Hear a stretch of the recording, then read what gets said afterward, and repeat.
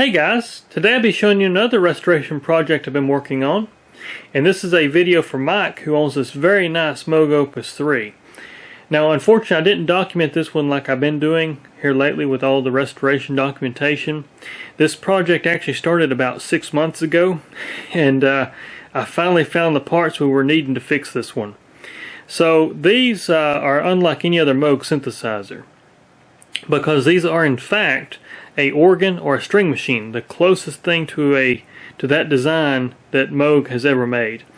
And what it is Mike actually had a voltage regulator fail, and the bucket brigade chips failed in the course. So all three bucket brigade chips, which uses the SAD 512s, had bit the dust, and that's what I had to really search for.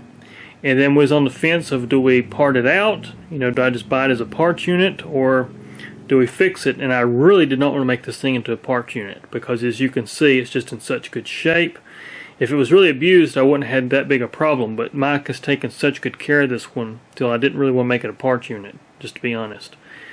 So anyways, we got that fixed. I went through it and just did a full restoration. I took the sliders apart and actually cleaned them and replaced all the electrolytic capacitors. Went to keyboard assembly, took the keys off, cleaned them, cleaned the contacts, etc.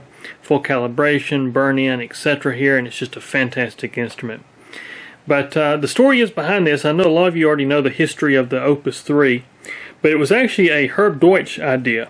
So Herb Deutsch actually was the one that came up with the theory and the concept of this machine, and the layout of the interface, etc. here. And unfortunately, we just lost Herb, which my condolences to his family if you're watching this. Huge condolences, very high respect for Herb here.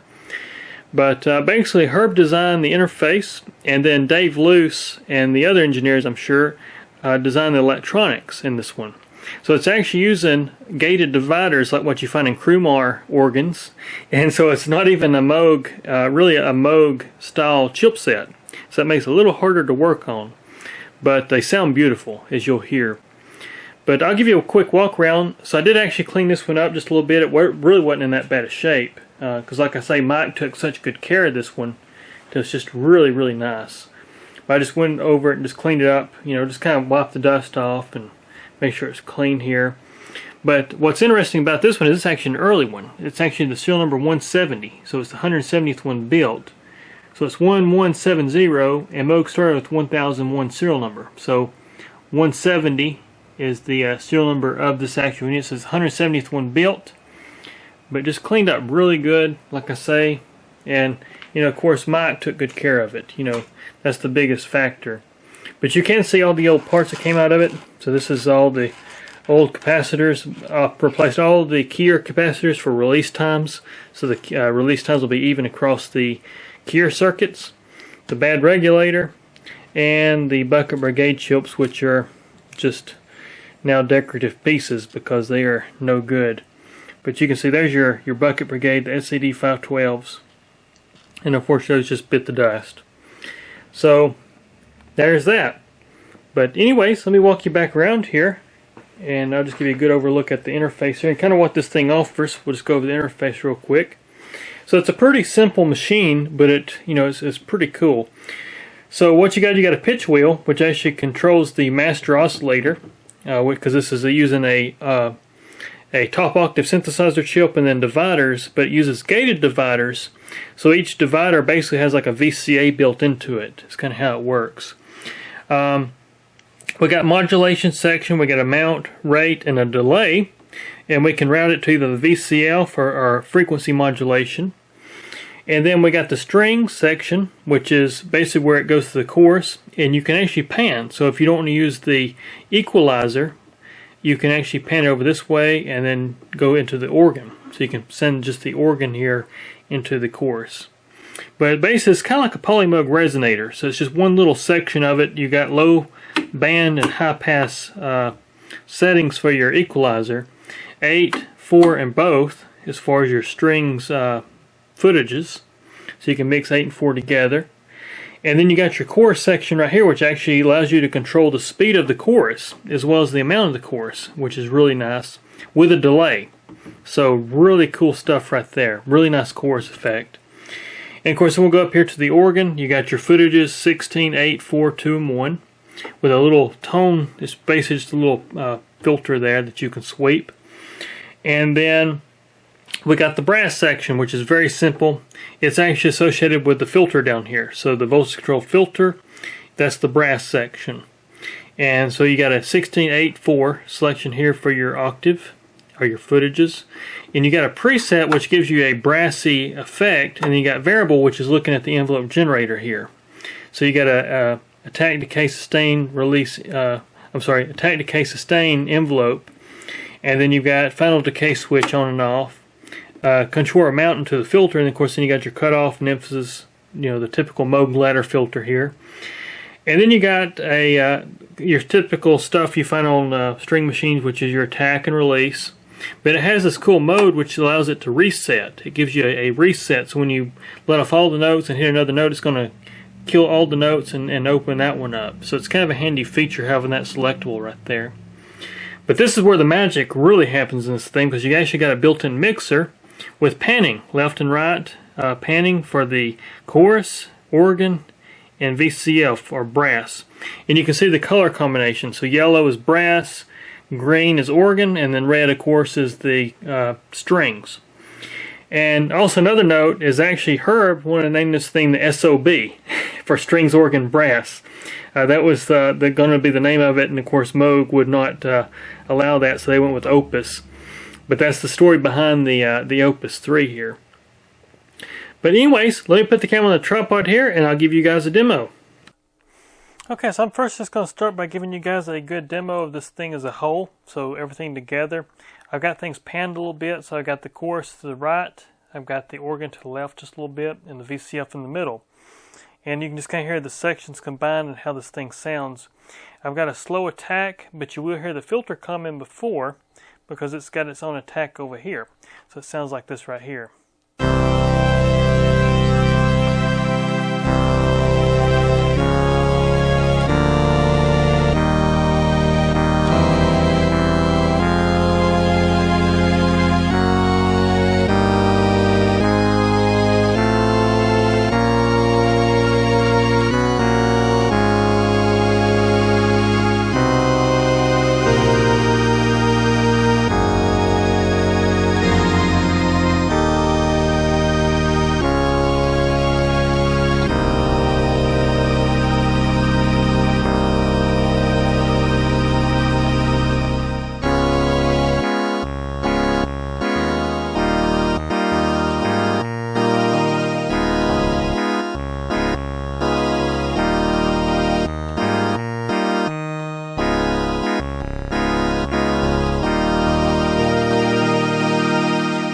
You can also hear this reset feature.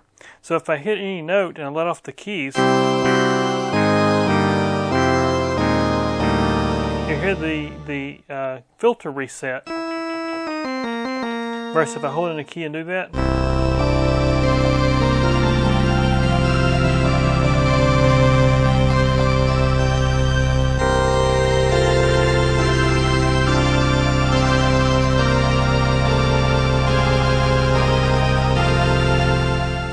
Versus mode 2.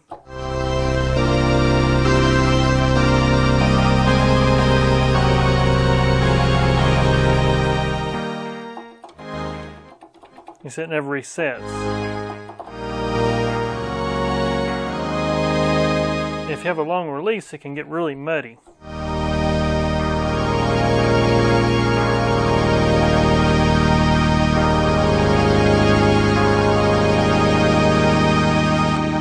You also hear how it builds up in the filter versus this.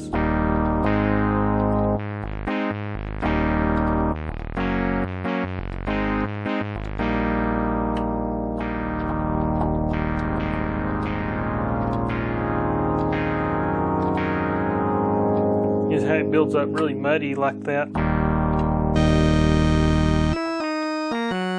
As the organ.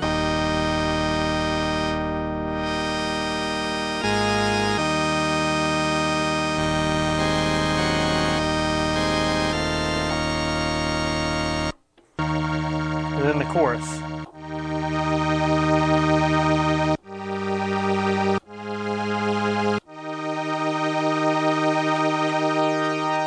And we have a slow and fast rate.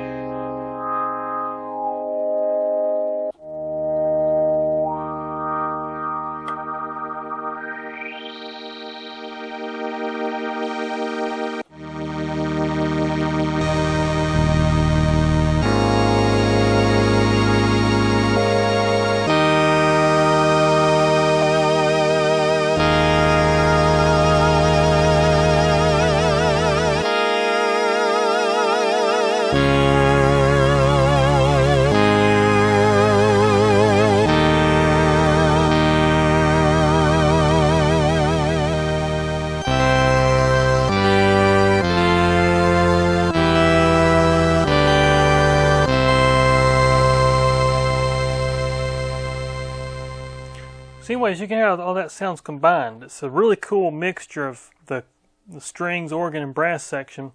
But I'll just take you through each section independently. You heard just a little bit of sweep there. We'll start with the strings here, which is the chorus. Set that back in the center position on our mix.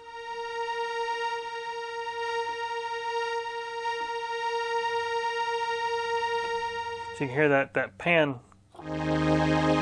So we have 8 footage, 4 footage, the mixture of the two.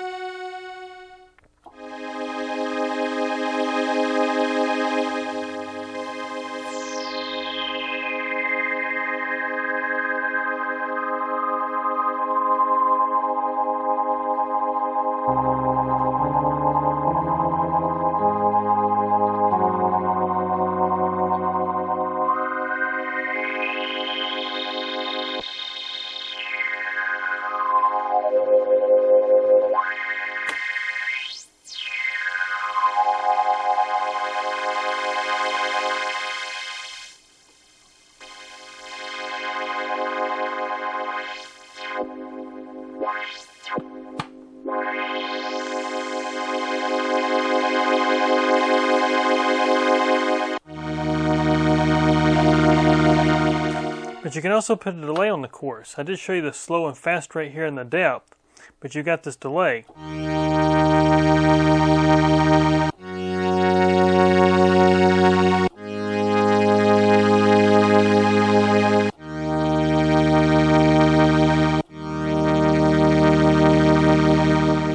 Which is pretty cool.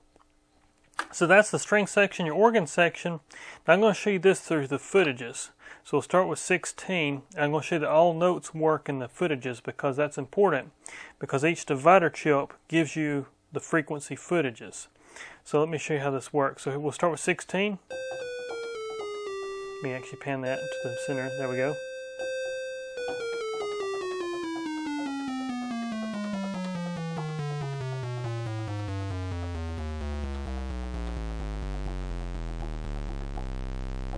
So there's your 16 footage, here's your 8 footage.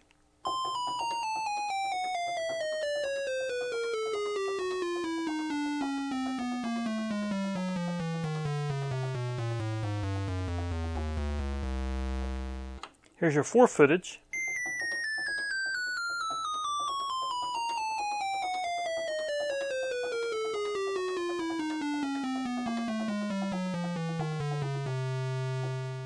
Here's your 2 footage.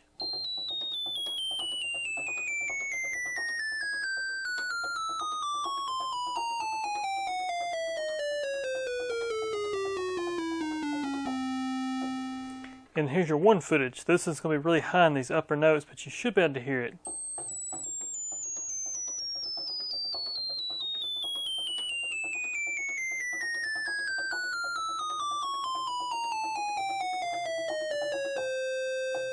As you can hear there.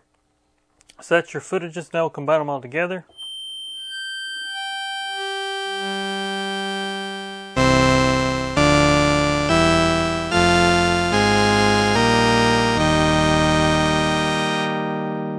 Once again, you got just a nice little tone filter here.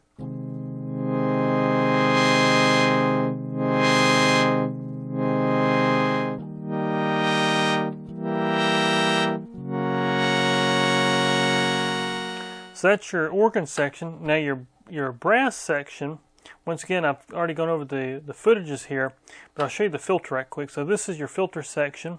So you got a preset. Let me show what the preset does. So we'll go to preset, and that's going to actually preset your filter up for a brassy kind of preset.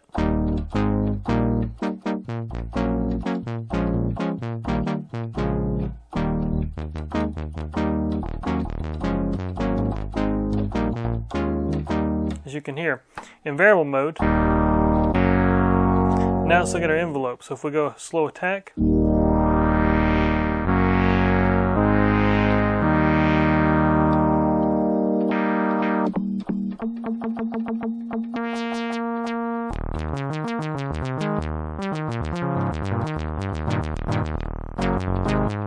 we have final decay switch.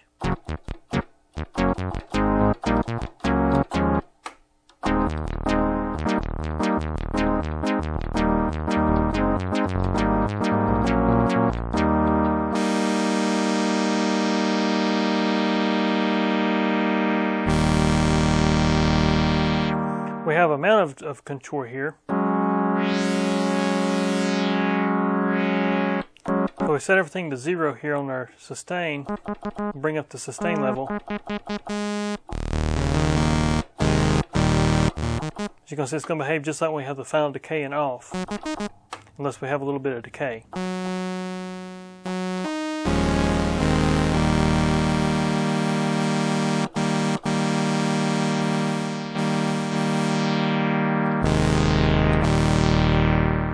Now the filter's got your classic ladder filter in it.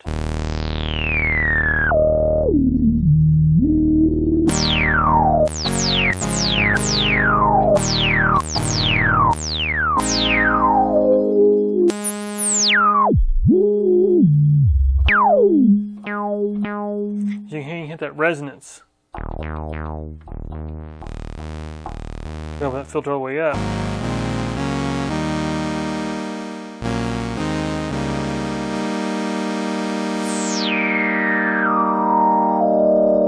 We can also modulate the filter over here in the mode for the LFO.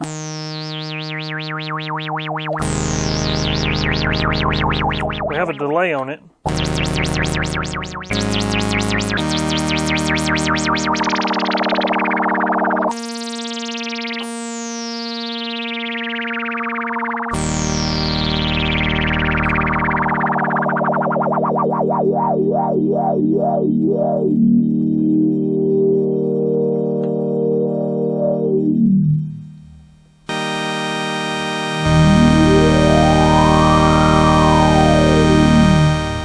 See how that sounds, just putting the organ back with it. We can also put the organ into the filter by using this slider right here. You got the slider here. We can, so instead of looking at this brass preset section here where your footages and everything are, now we're just looking at the organ. So now we have the full.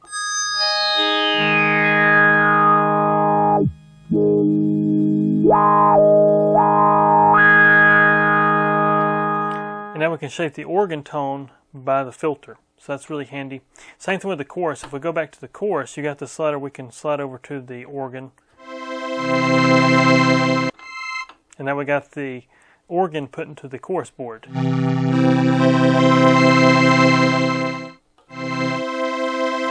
Like so. So really cool stuff there. We can also modulate the frequency, like I said, of our carrier oscillator for the our master oscillator for our top octave synthesizer chip. So if we go here,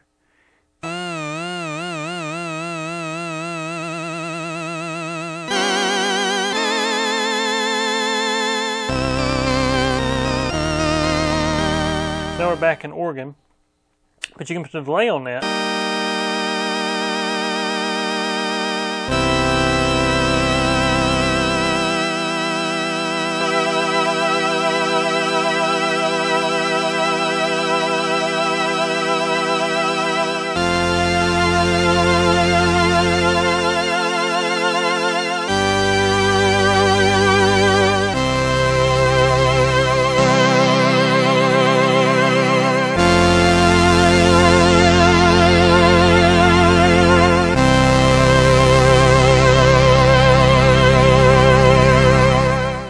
See, as you can hear all that sounds, you've also got your pitch bend, so we can actually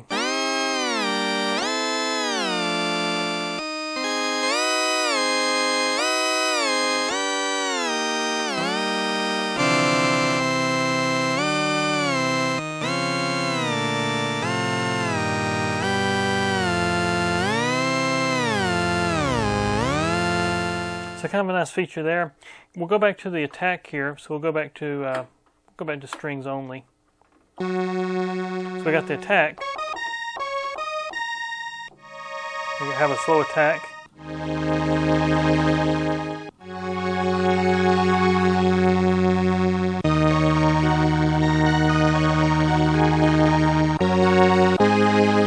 And of course, once again, I've already talked about this reset. We'll go to number 2 on the mode. And that gives us a no reset. See, here's that buildup of notes. 0 release.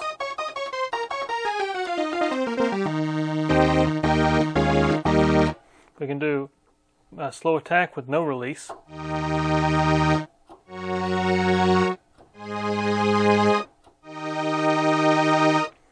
Or we can make a really long release.